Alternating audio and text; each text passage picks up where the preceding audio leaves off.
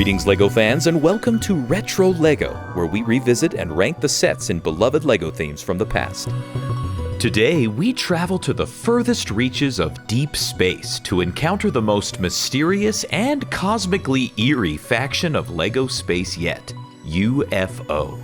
First introduced in 1997, these otherworldly aliens were known as the Zotaxians, and their vehicles were among the most distinct and diverse in all of LEGO space, employing brand new saucer and wing elements to achieve shapes that were simply not possible before.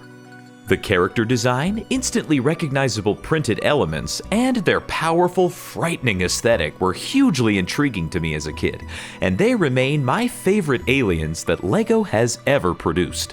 So, don your Zotaxian armor, and let's dive into the strange world of UFO.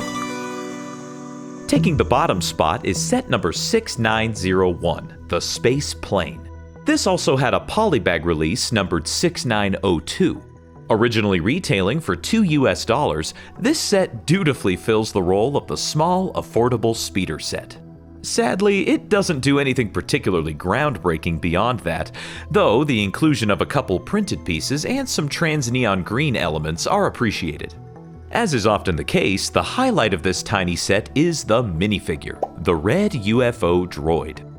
The printing on this figure is nothing short of phenomenal, and was particularly mind-blowing at the time, since leg printing was still a rare luxury.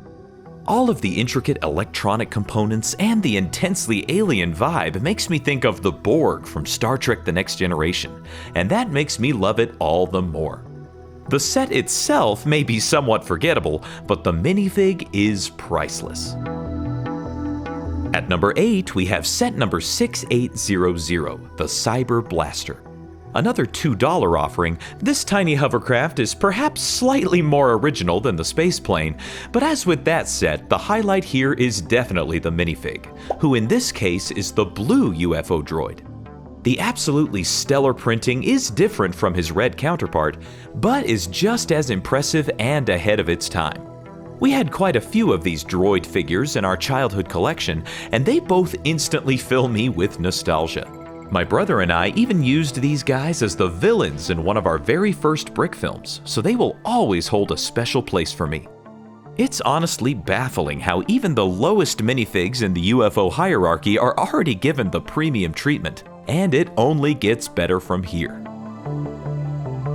Coming in at number 7 is set number 6818, the Cyborg Scout. Hitting shelves at $3, this set takes a huge leap forward from the previous two, giving us a very competently designed three-wheeled rover.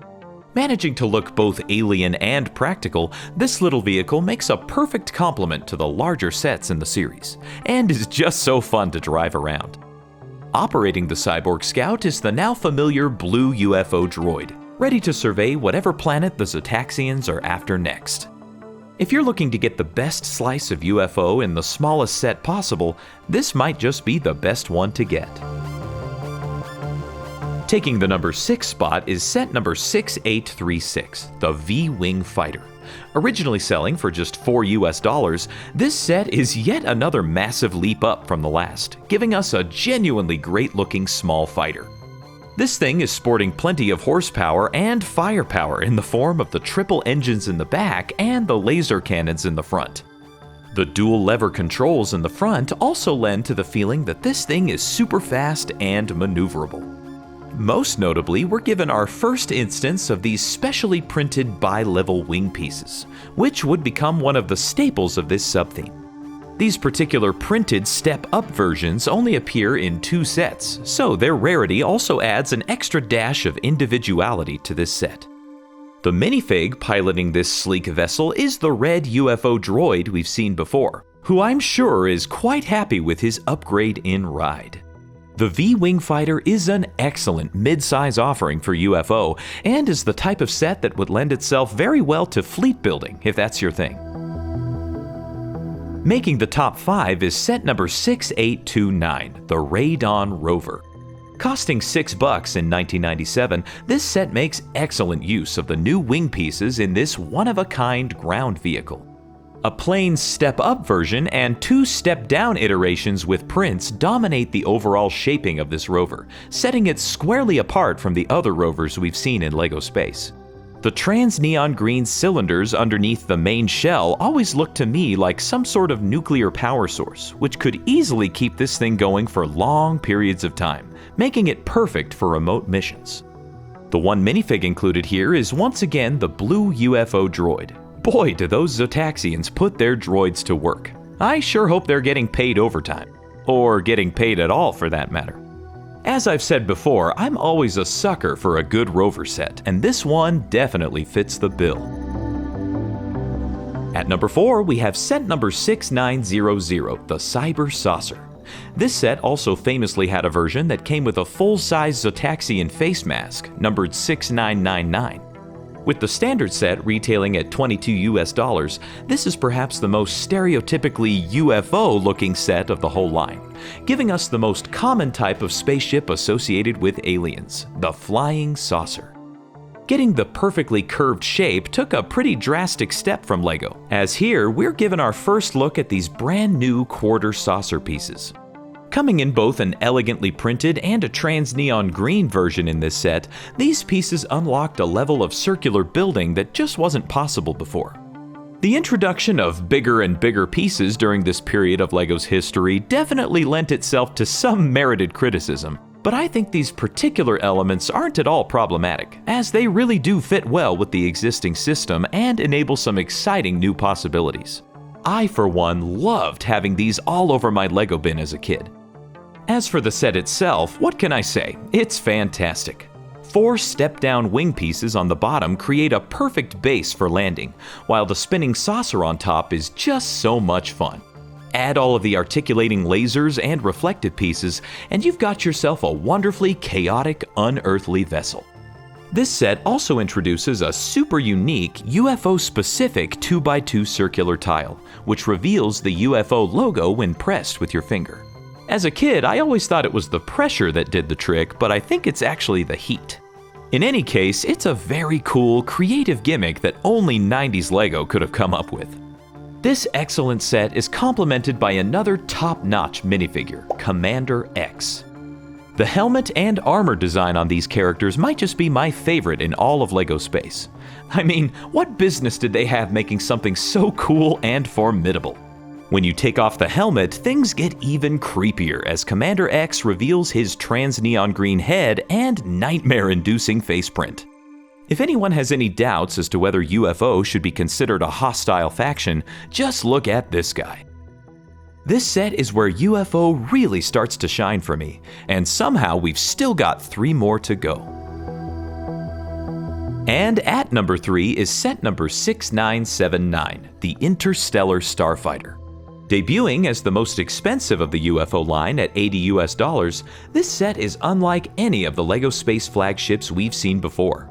The quarter saucer elements come back here in full force, this time employing even larger sized versions for the front section of the craft. This is easily one of the best front cockpits in all of LEGO Space, employing 2 trans-neon green saucer pieces as the canopy, and providing plenty of space for both a pilot and a co-pilot. Strangely enough, the design of this ship as a whole gives me Enterprise D vibes, as the saucer section tapers off on the back, creating more of an oval shape. The big party trick of this set, however, is the fiber optic light system, activated by pressing this arrow button. Unfortunately, it isn't working on this copy, but I remember this feature fondly from my own childhood, and it had me amazed.